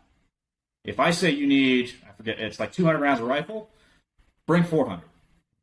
I think that, that's the philosophy. Hey, I say you need 10 slugs, bring 20. Because there's going to be some slug shots in there you're going to take extra shots on. And if you miss the slug shot, because I want to punish you for doing poorly at it, it's a minute, not 10 seconds. So it's worth doing.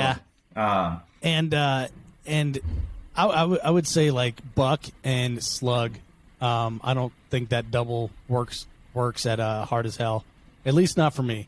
The triple or quadruple is the safe way to go. So that is why specifically, like, again, there's only 10 rounds of it mandatory. And if you screw up like 1 or 2 things with buckshot or slugs because it's wrong or you have a malfunction, it is not at all catastrophic to your match score. Because again, we're talking about stage times that are in the hundreds of seconds. And nobody is going to shoot the match clean.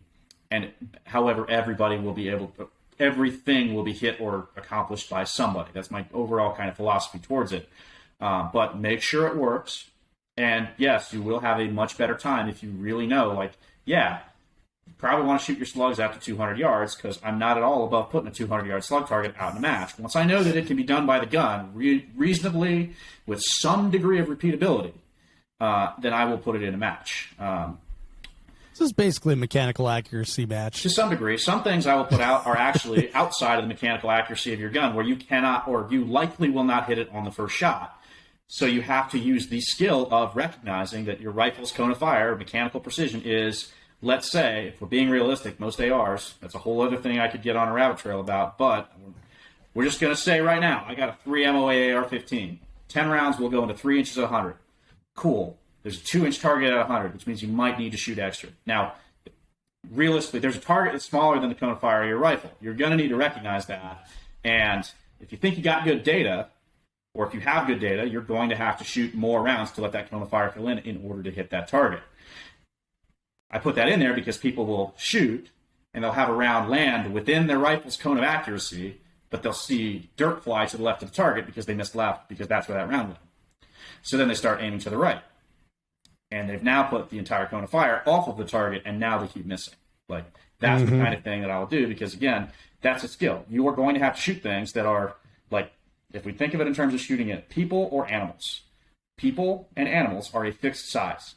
I do not magically become larger because I'm 600 yards away, because that's a more difficult shot.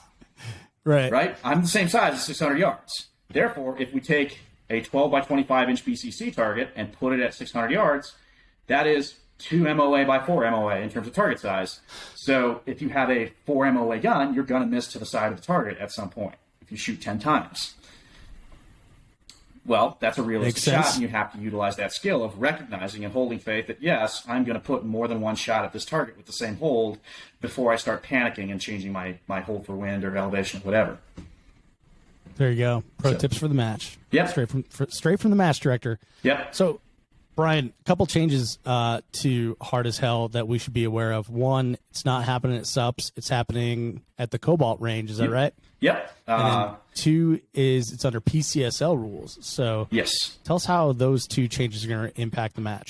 So the Cobalt range, as much as I love SUPs, they're a great club. Their range, like we discussed, is just not set up for a good 3-gun match as it is. There's not enough distance. The Cobalt range really is. It's basically a 650-acre playground of natural terrain and bays, and we can do... I shot a flying clay out of the air with a slug today, and no one cares because I have I have, not everywhere on the property, but like in a lot of places, yeah, that slug's going to hit the dirt in the property, right? And nobody's going to complain about the fact that maybe we're shooting a flying clay with a rifle, that kind of thing. So that's why when I messaged you, I think 2017 Hard as Hell, when there weren't many county restrictions at SUPs, as long as it was actually safe, we could do it. That's the same philosophy that we have at Cobalt. We have more distance available. The trade-off is we're going to rectify this or make as much progress on this as we can before the match, but we don't have the same access to resources as we do at SUPs right now because it is a new range. But we're constantly in the process of building walls, getting targets, and we're borrowing stuff from SUPs. They're super helpful, like a lot of our poppers and target stands and things like that. If we need to plus things up for the match, we can get them for SUPs, and that's all very good. But the Hard as Hell 2-gun, for example, last year, it was not the type of match I would normally want to run because I just did not have enough walls. And at the time, the range only had 2 bays, and the rest of it was all natural terrain, which most people would probably think is better. But that's what's different about running it at the Cobalt range. And on the topic of PCSL rules, so this is kind of, if you follow the PCSL stuff, if you listen to the last podcast that you did with Adam Reiser on the topic of PCSL and the 2-gun match down here, there was supposed to be a 3-gun match in May. That match has now been canceled because for a couple of reasons, one of which the initial PCSL match schedule was very ambitious. They just ran a carbine championship. They run a bunch of 2-gun matches. They've got another match coming up in August. A May timeframe major 3-gun match was pushing it already. Then the other thing is, I think a lot of 3-gun shooters were hesitant to jump in and say, yes, I want to take a chance on this new sport, these new rules from people who, you may not necessarily recognize Max Lee Grandis' name and what a sport is supposed to be if all you do is shoot 3-gun. Mm-hmm. So our intent for this, with Hard as Hell being run under PCSL rules, is as a springboard for the PCSL rulebook in multi-gun as well to be accepted. Because we know that, hopefully, Hard as Hell has something of a reputation in 3-gun as being a good match if you're into difficult and challenging stages. Like 3-gun at its core level, like it's the most hardcore 3-gun match you're going to shoot. Or, that type of match. Yeah, hard rifle shots, high round counts, lots of shotgun, flying birds, difficult pistol stuff, right? That was kind of the intent for the May 3-gun match. But now, hey, this is a Hard as Hell match, and this is what PCSL multi-gun looks like. Functionally, not a lot of changes in terms of the equipment you're going to see or the challenges you're going to face because, like most 3-gun rule sets, if you just say, yeah, it's time plus, which is what Hard as Hell is going to be, just like it was before, time plus with points, we're going to be able to do a lot of difficult stuff. There's nothing in the rulebook that prevents us from putting in physical challenges, that prevents us from putting in hard shots, all the things we love about Hard as Hell. So the main differences are going to be in the target. We're going to be using the PCS League's target with the K-zone. Adam talked about that, but not everyone listened to that episode. So essentially the target's a little bit different. It's, I think, a much better cardboard target. It's the same 18-inch width as we've seen. The A-zone is contiguous up into the head. So the whole head functions as an A-zone. Your single-shot neutralization that we are used to in 3-gun, like you shoot 1A or 2 anywhere, that moves to this zone called the K-zone, which is roughly sized around the useful area in a brain target on a human. So it ends up being about cumulatively you can imagine shooting a 6-inch circle or a 6-inch square that would kind of replicate that scoring zone. Mm-hmm. So you can either put 2 rounds on the whole target, which is smaller than most of our common like IPSC, IDPA, USPSA targets. 2 shots on that, or 1 shot in the K-zone for your paper target neutralization, which is if you shot Red October last year, we used the same target with the same rules. What else would be different about it? We added also, so we essentially have 2 divisions. or 3 divisions, I'm sorry. That's when I really I shouldn't be doing podcasts when I'm on like a crazy sleep debt from going all around the country. So let me, embarrassing radio moment. Let me actually look up the match because I know we have practical division is the one I want to talk about. So we have 4 divisions. So we have TAC Ops division, which is your standard TAC Ops rules. 1 optic on your rifle, standard compensator rules for your rifle as well. Regular shotgun, 12-round magazine tube, no speed loaders, no dots, none of that. Regular limited division, tactical division pistol, iron sights, and everything. Just because that's what people have. And if you're launching a 3-gun sport, you don't want people to have to get new stuff to feel like they're competitive. Right. So yeah, it's TAC Ops as it normally has been. The other division is unlimited. Unlimited divisions is functionally open. The restriction, unlike previous years of Hard as Hell, if it's a pistol target, you have to shoot it with a pistol-ass pistol, not a PCC for trooper division or things like that. I'm not sure how I feel about that. I decided that this year we're going to do, like, there is no trooper division as there has been in previous years of Hard as Hell, where if you could carry it in, you could use it. But for the people that are interested in that kind of thing, you have to shoot the match as prescribed. There will be some optional targets, but not many. I think optional targets between shotgun and pistol kind of haven't really helped 3-gun as much as we think they have. They kind of make it lame when you can shoot a whole match with like a box of birdshot. That's not cool. I agree. But what we have added is a division, really work out. Is a category 4 kit. So if you're interested in trooper stuff, if you want to wear a bunch of stuff and make this harder, kit division is you have to wear at least a bump rated, basically anti-spec safety helmet. So a bump helmet like you'd use, like I'm at my night vision on. And then front and rear rifle rated plates, and then a few other like Office Space pieces of flair that make you tactically relevant. It's like a liter of water, field knife. You always have to carry your pistol and 2 magazines, even if the stage is only shotgun or rifle. And that's the gist of the kit divisions. All these rules are also up on the practice board page. That's the kit category, I should say. You can do that in any one of the divisions as well. Unlimited division is fundamentally unlimited. You want to shoot a Glock with 33-round Glock mags? Be my guest, put a comp on it, use bipods, don't care, whatever you want to do. Same thing goes for the shotgun. You want to use box fed, dots. It's functionally open, but even a little bit more open than conventional 3-gun open. There's a ladies unlimited division, which is, again, ladies unlimited. It's your same thing, but you're a female, as your driver's license indicates. So I don't have to deal with whether someone's born a woman or not. I don't care. What's your driver's license say? I really don't want to get into that. Copy. Whatever your driver's license says, cool. Someone else dealt with all that stuff. The state of Utah or the state of wherever you're from. And so what's practical division then? Practical division. So I want to say that one for last because practical division is something that is different from anything that we have in 3-gun. It's something that's a holdover or carryover from the 2-gun matches and the rifle-only matches, which is when we looked at it, we said, there is as much difference between 2 different AR-15s as there can be from a stock Glock 19 to a USPSA open pistol. However, currently 3-gun treats both of those AR-15s, an M4 carbine with an ACOG, and a like Kyle Litzy's TAC Optics rifle with a titanium bolt carrier, unrivaled comp, buffer, etc., and a 1-6 Vortex. They treat those as the same thing. And the reality is, those are not at all the same thing. There should be some amount of separation between those 2 guns. For one, a lot of people are running a regular gun with a birdcage flash hider and no fancy parts. And for 2, they are different. Therefore, we should separate those 2 things out. So practical division starts with separation at the rifle. The rifle may not use a muzzle brake or a muzzle brake style compensator. And we just kind of took a hard line and say, nobody wants to go to the effort of defining what a muzzle brake is and telling everyone that this is okay, that's not okay. Max and I decided, I actually had some input on this in the 2-gun side of it.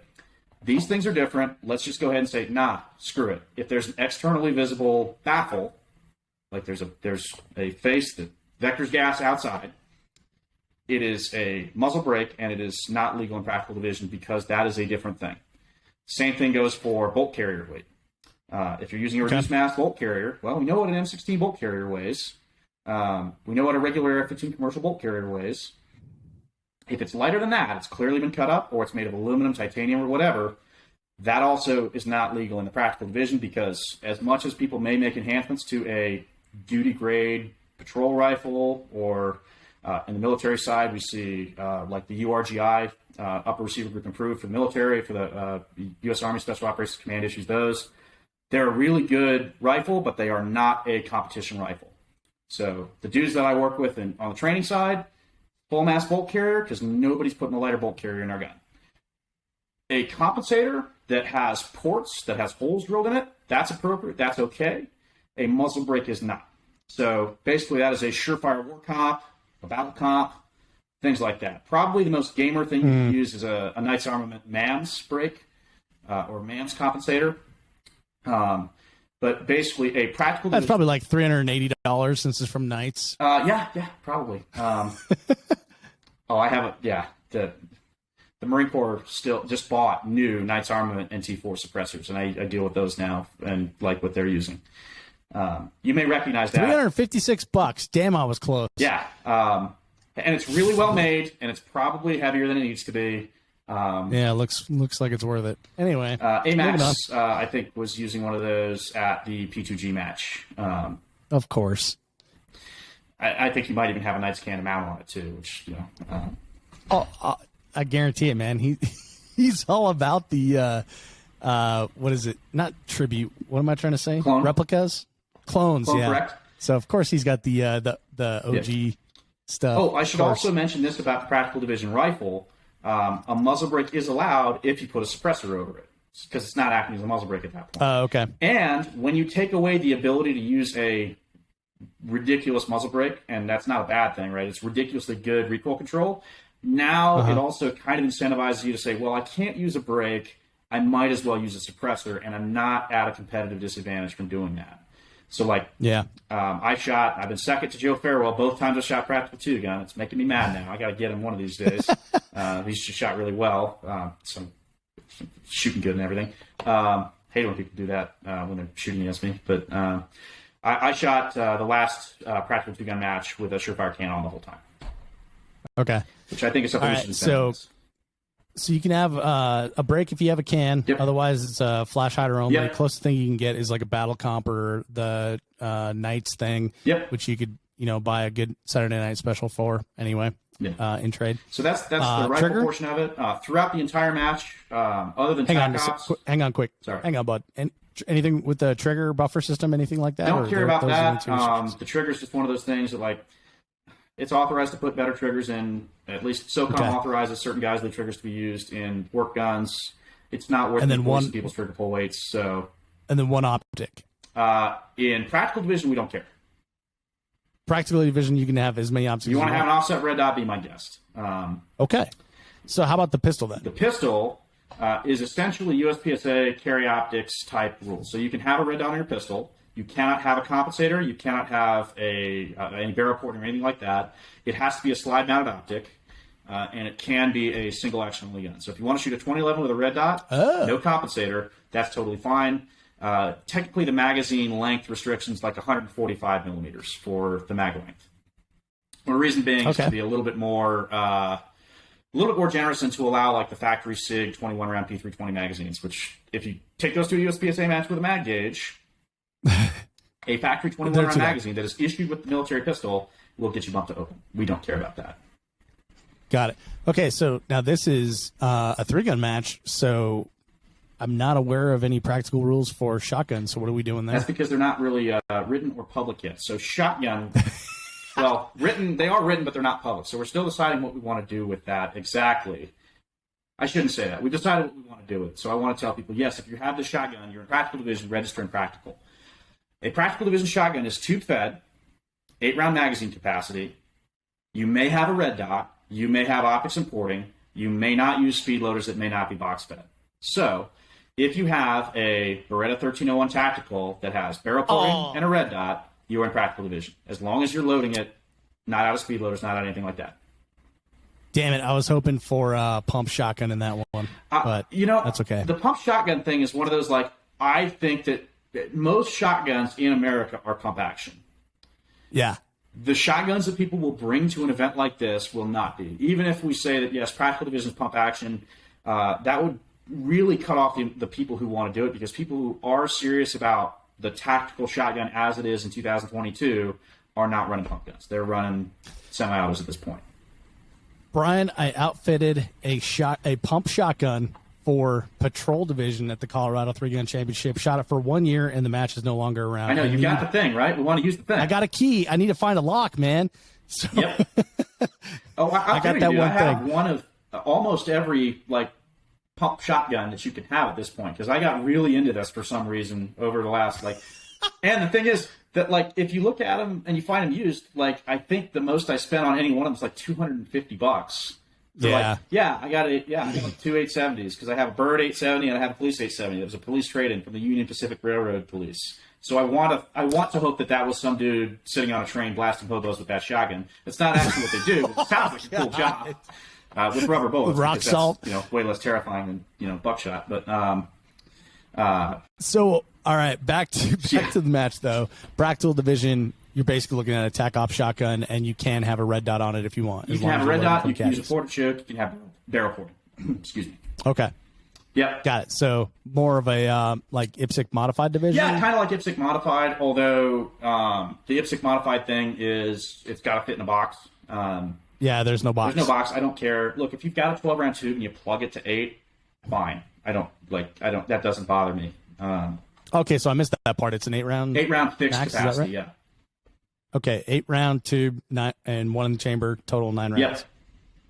Okay, copy that. So that's sweet. That sounds like fun, man. Yeah, that's so I've really been looking for a place where we can do that with 3-gun shotgun. I've listened to you and Aaron Hayes talk about the proposed new rule book. It's always confused me why we can't take a shotgun and put a red dot on it and have that be like a normal tac ops thing.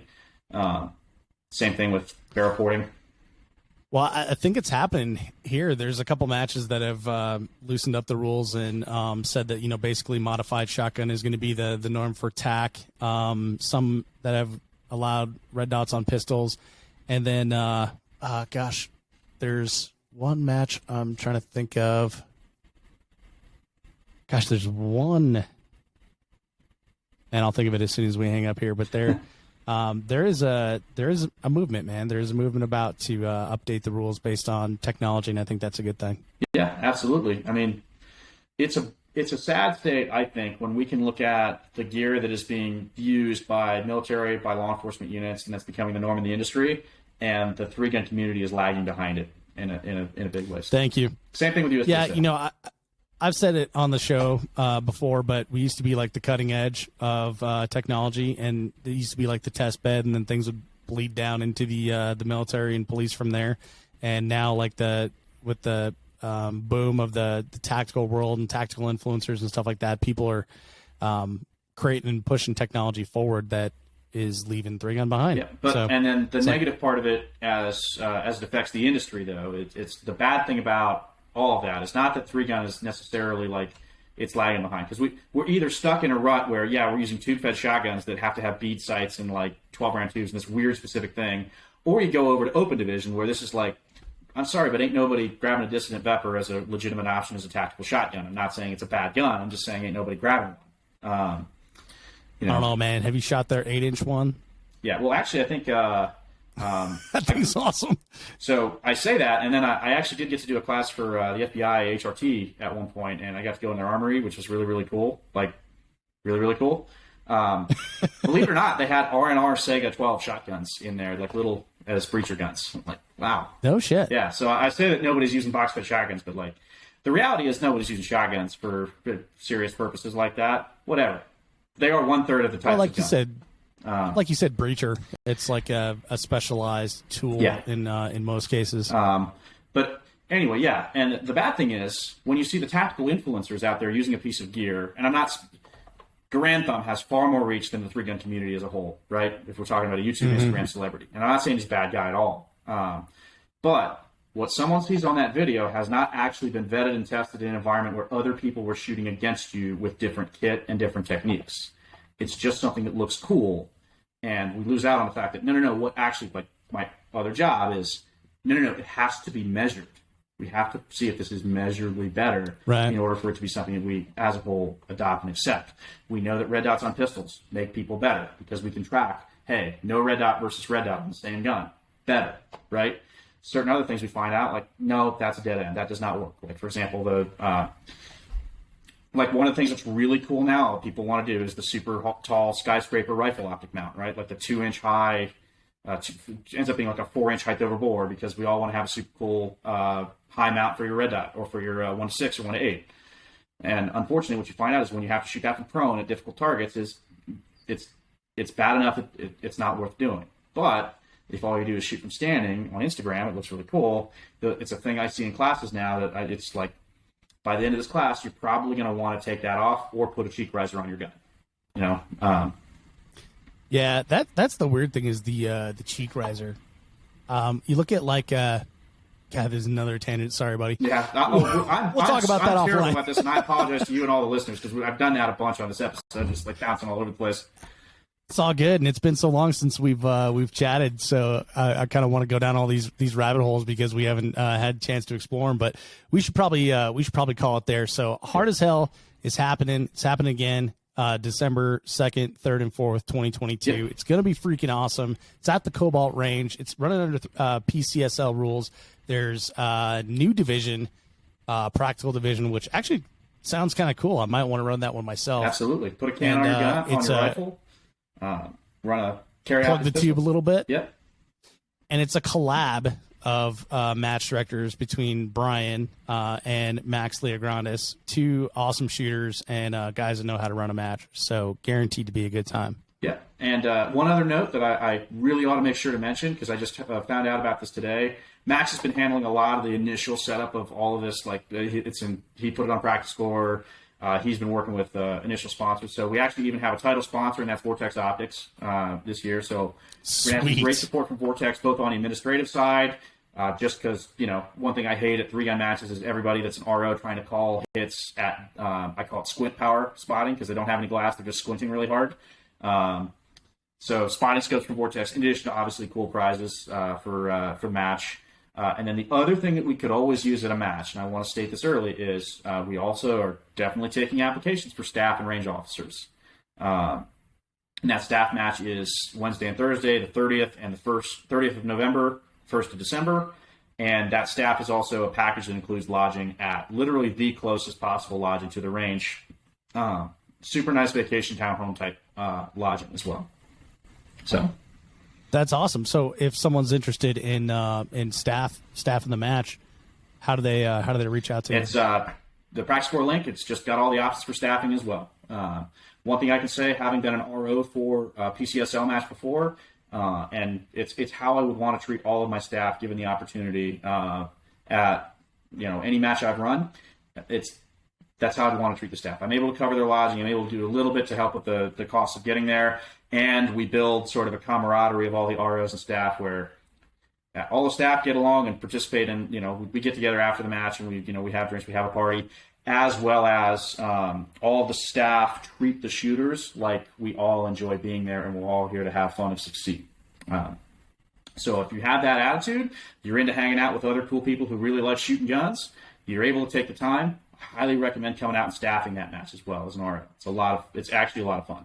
Not like type 2 fun. It can actually be a lot of fun while it's happening. Fantastic.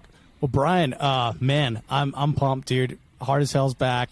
You've been up to a lot of great stuff, and you're still going to be contributing back to the community by putting on another match. We appreciate it, dude. Great to have you on the podcast. It's great to see your hairy face. If people are listening to this on the podcast and you want to see Brian in person, go check out the YouTube channel. We'll have a link in the show notes. It's just 3gunshow.com plus this episode number, whatever that may be. I'll say it at the beginning of the show. Brian, man, let's not make it too long, dude. Yeah. Let's not make it so long next time. Yeah, I know. Well, hopefully we'll have the opportunity to talk. If you really want to come out to some stuff here in St. George, just come on down to shoot, man. We got an awesome place now where we can stretch the rifles out. We can do some good training. We can do some shotgun stuff. Like, just come on down. I love it, man. And I'm bringing the 3-Gun Show audience with me. Hell yeah. Brian, thanks again for being on the show. We'll see you soon. We'll talk to you soon. We'll see you in St. George, the wonderful paradise that is St. George. And everybody listening, thank you for being here, and we'll see you on the range.